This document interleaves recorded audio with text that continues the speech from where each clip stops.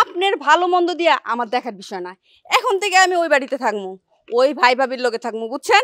আপনার ভালো মন্দ দিয়া আমার যায় আসে না। মানে আপনার সাথে আর আমার থাকা হচ্ছে না।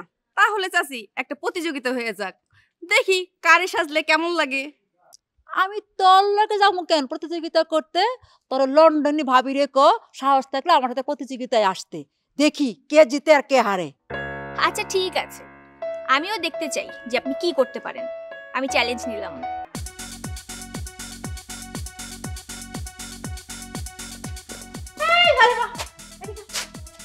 কিরে তুই এরকম সার্কাসের ঝুঁকের মতো সাজছস কেন?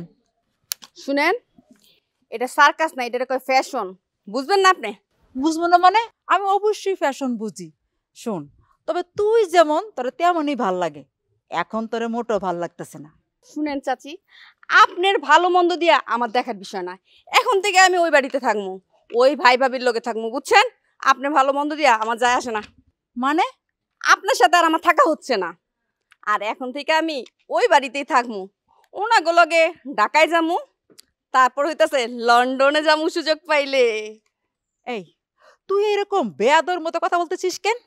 তোরে সেই ছোট থেকে বড় করছি, আর তুই স্বার্থপর মতো কথা কইতেছিস? তোর তো বড় সাহস কে দিছে?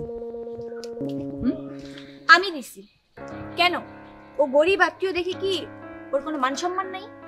তাই তো বলি, এক রাতের মধ্যে এরকম সহজ সরল মায়ের ট্রেনিং দিয়া বেয়াদব বানাইছে কে? এরকম অভিজ্ঞ বেয়াদব মাস্টার ছাড়া বেয়াদব ছাত্রী বানানো তো সম্ভব না। আপনি মুরব্বী মানুষ, তাই আপনি আমাকে উল্টাপাল্টা কথা বলতেই পারেন, তাই বলে আমি আপনাকে কিছু বলবো না। আর তাছাড়া একটা গরিব মানুষকে শাস্তি দেখে যে এতই হিংসা করে, তার সাথে আমি আর কি বা কথা বলবো আপনি বলেন? এই যে লন্ডনী বউ, আমি যদি এখনো ভালো জামা কাপড় পরে সাজুগুজু করি না, আমার ধারে কাছেও আসতে পারবে না। আর লন্ডনে থাকলে কালা চামড়া সাদা হয়ে যায়, সব আমি জানি। আর রূপ, রূপ হইলে গিয়ে একটা আলাদা বিষয়, বুঝছো? তাই নাকি?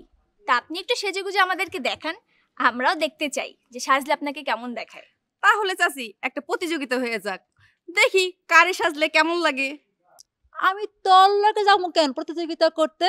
তোর লন্ডনী ভাবি রে ক সাহস থাকলে আমার সাথে প্রতিযোগিতায় আসতে, দেখি কে জিতে আর কে হারে। আচ্ছা ঠিক আছে, আমিও দেখতে চাই যে আপনি কি করতে পারেন। আমি চ্যালেঞ্জ নিলাম। ঠিক আছে, আমিও নিলাম। ভাবি, আপনি চাচির লগে চ্যালেঞ্জ দিলেন? চাচির চাইতে তো আপনি দেখতে অনেক সুন্দর। আরে দাঁড়াও না, দেখি বুড়িরে সাজলে কেমন লাগে।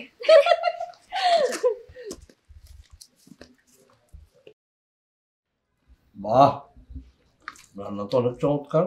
এই হালিমা, তুমি জানছিস নাকি? ও ছাড়া আর কে রান্না করবে?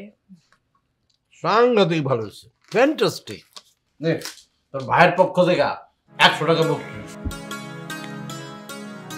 মাছটা কেমন হয়েছে ভাইজান?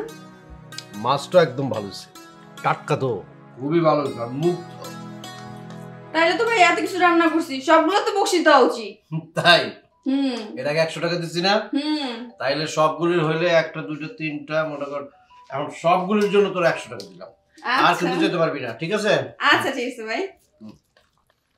ভাইজান, হ্যাঁ, আমি তাহলে আপনাগুলোকে ঢাকায় যাবো, এত সুন্দর করে রান্না করে আপনাদেরকে খাওয়াবো, আর আপনারা আমাকে বকশিশ দিবেন। তোমাকে অবশ্যই ঢাকায় নিয়ে যাব, কারণ তুমি অনেক ভালো রান্না করো।